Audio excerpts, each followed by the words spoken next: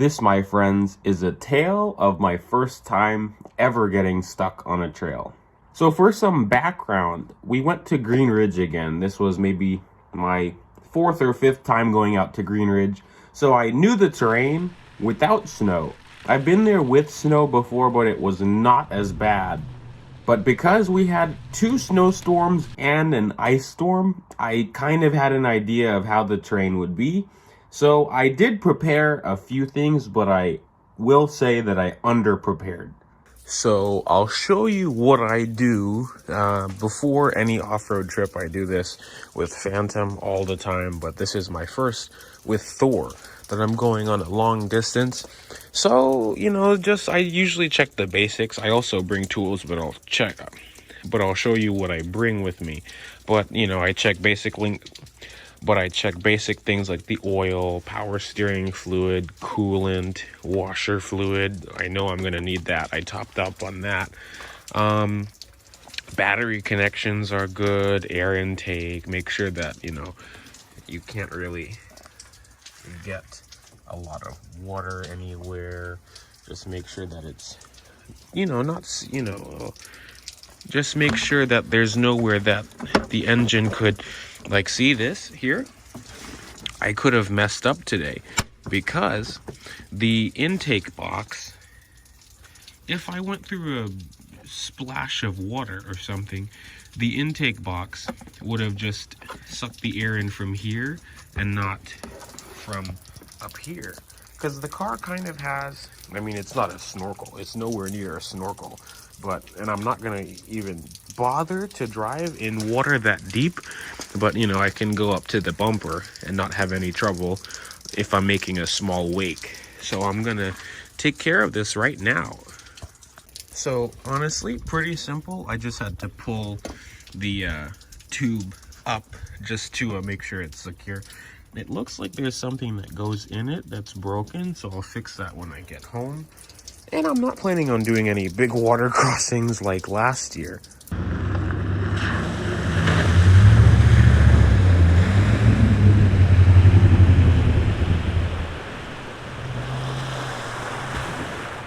And then here are some of the things that I brought with me. I have a tow strap and tools over here. I think I'm going to put everything in this. But I have a tow strap and tools. I have an air compressor. You never know if you need to put air in your tire. I brought socks because it's winter time. Might step in some cold water, so an extra pair of socks.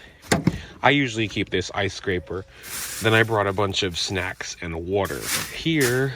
And then that's really it for now. I might go buy some more snacks. Then I have my camera gear, a map of Green Ridge. If you want to see, you can take a screenshot of this or something if you want a map of Green Ridge. Then I have a walkie-talkie. This is a perfect example of self-recovery and just recovery in general and how important it is.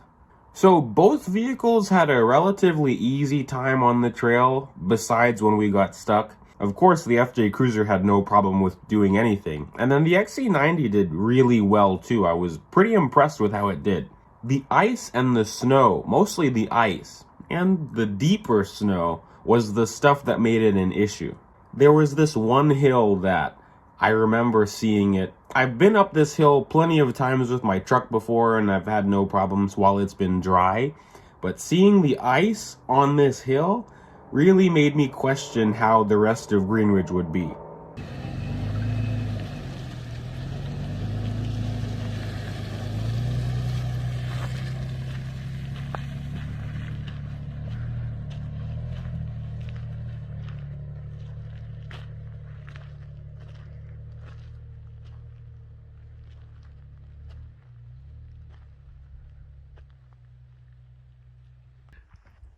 I went up this with Thor. Big tall mirrors. I can see my rear tire, thank God. Yeah, that's what's nice about the XC90 too. It has big mirrors. So, yeah, I'd start hanging left a little. And then you should be fine just to go, yep, straight. And you can probably see which is nice. The antenna.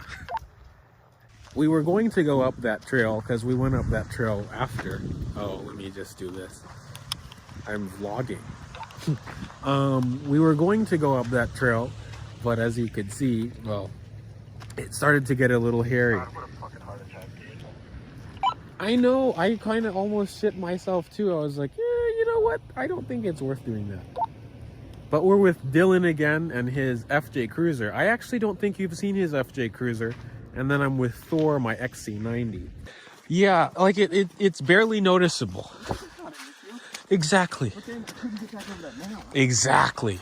It just kept pulling me down. See my fucking tire track? Yeah. You see how close that tree I was? Oh God, that's even farther than I tried to go up. See when I started the slide? Yep. And I pulled it back. Yep. And then I slid again. I only went up to maybe where I am. My front tire was right here. Good Lord. While I was digging. Yeah, and then you can't go up anymore because of that tree. But now that, like, even if someone moved it, because of how people have been driving, it would pull you down. If somebody moved it, you could, because you'd get on this side of that mound. Oh, yes. And then your front tire would come over here and then instead of stay right here. Because this is where my right side tire was. Yeah. And I was like, I don't want my butt to go all the way down there. Yeah, I didn't either. So that's when I was like... I was thinking I was either going to go off. Yeah. I was going to go into that tree. Yeah. I didn't want either of those things. No. So I was like, you know what? I'm going to back down and be wise. There's many other connections to get up here. And I was also planning on setting up the camera and making a little movie out of it. But because of the cold and need to focus on the trail because of all the ice, it really encouraged me to just stay in the Volvo. As for reference of where we were exactly, we just came from the overlook and then we went to camp spot G7. The issue I had was that I left traction control on, and I also tried to turn around in snow that was a foot or so deep.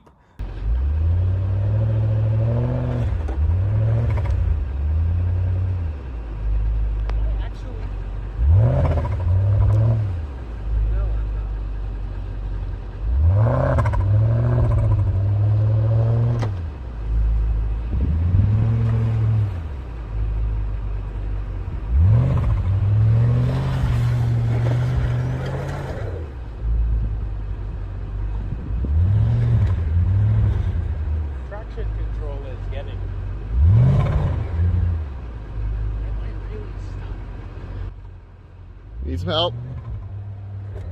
I'm going to turn off traction. Also, since I'm not moving, it's very strange that I don't know where the wheels are.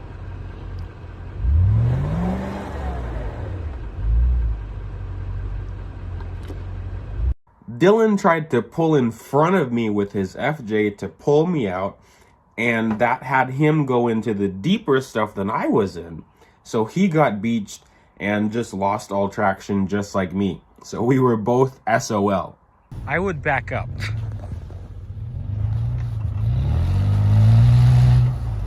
Are we both stuck?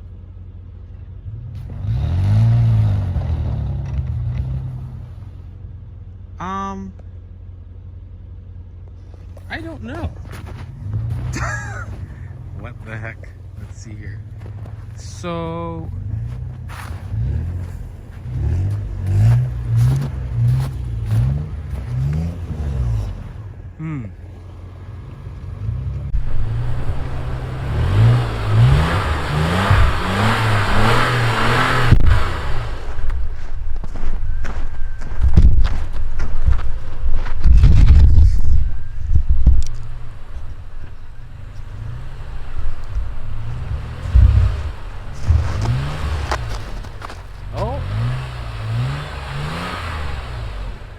You're moving a little bit.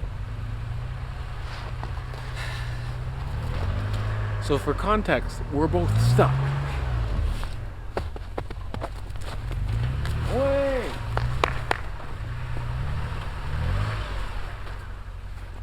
You're almost.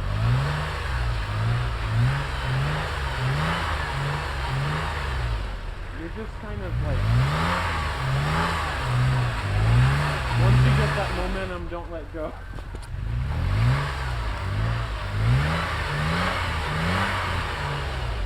Come on, Ghost, you can do it.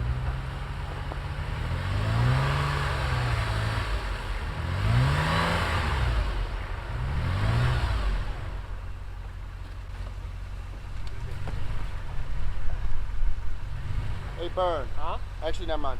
Okay. I didn't realize you were getting in your truck. I was going to say, give me a couple logs right behind my rear. Oh. I think I can get out.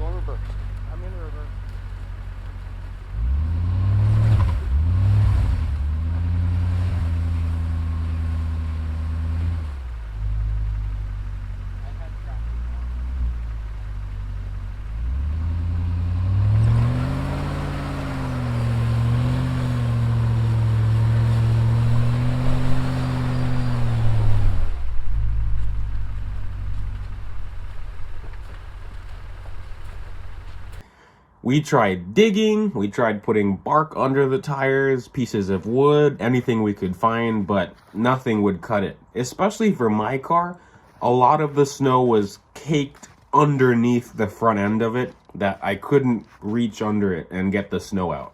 So we kind of called it quits on trying to dig ourselves out. So luckily, we have a Maryland off-road recovery page on Facebook. Definitely make sure to check out your off-road recovery pages that are local to you because they really come in handy.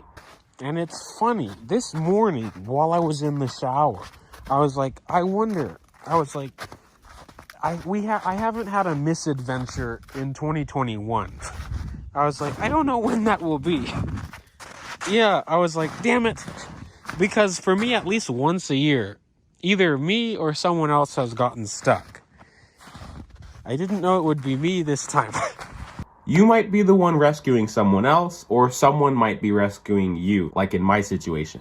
But anyways, a bunch of people responded to my thread. I did get some crap for taking a Volvo off-road, but that's, you know, whatever. But we had two really friendly people come and help us. Thank you to Timmy and Zayden. So I was able to get out thanks to an F250. F250 or F350? Yeah. What a mess. So we're just gonna back out and then get Dylan out. So I missed the recovery of the FJ. But this is why you need proper recovery gear. And they are out. This is also when I realized we were in a best case scenario for getting stuck in the first place.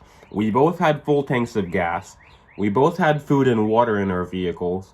We were in a camp spot with cell service, and it was 2 o'clock in the afternoon when we got stuck, so it was still daylight. And before you say anything, I have a hand winch coming, I have traction boards coming, I have a small recovery shovel coming, so I have a whole arsenal of better recovery equipment to get me out of any situation. Also, no doubt that if I had a lift and better tires, I would have had no trouble over there, or I would have had less trouble. But I want to see how this thing does stock, the XC90. I want to see how the XC90 handles off-road situations stock. And then soon, also because I don't have the money to do lift and tires yet, and then eventually I'll do my lift and tires, and then I'll really put this thing to the test. And I'll probably explain myself and my decision of taking a Volvo XC90 off-roading. I'm also not exactly where I want to be in terms of recovery points for this car. I mean, it's bone stock. I have this little port here where I can attach a tow hook to, and that's what I've been doing.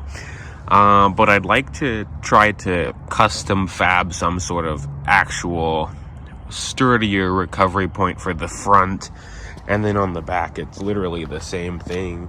I just use this over here and then attach a D-ring to it. That's what I do so far. I just make sure no one yanks me, but I'd like to do something for recovery on the back of this too. I was thinking about getting a tow hitch, but the factory tow hitch for the XC90 protrudes to like down here, so it would just scrape on everything. So I would like to see if I could do a higher up hitch that I could attach some recovery points to that probably would go up here. So if anyone knows if it's possible to fabricate my own tow bar, I'd like to see if I could do that. You know, so I know that this skid plate is metal, but this seems like plastic, seems like a rock could go through that.